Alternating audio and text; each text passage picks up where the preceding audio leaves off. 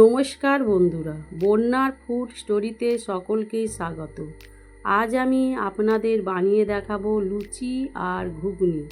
আজকের রেসিপিটি যদি আপনাদের ভালো লাগে তাহলে লাইক, কমেন্ট, সাবস্ক্রাইব করতে ভুলবেন না। চলুন রেসিপিটি শুরু করা যাক।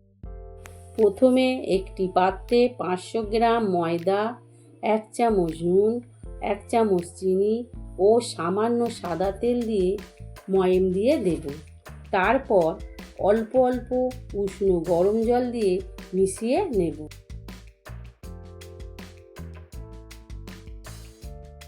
দেখুন ডোটি রেডি হয়ে গেছে। এবার তাতে 1 চামচ সাদা তেল দিয়ে মিশিয়ে 30 মিনিট ঢাকা দিয়ে রাখব।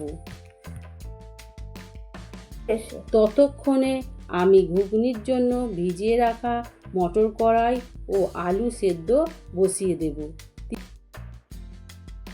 30 মিনিট পর ময়দাটা আর একবার ভালো করে মেখে নিয়ে ছোট ছোট লেচি কেটে নেব। এবার লেচিগুলো বেলে নিয়ে কড়াইতে তেল বসিয়ে তেল গরম হলে একটা একটা করে ভেজে নেব।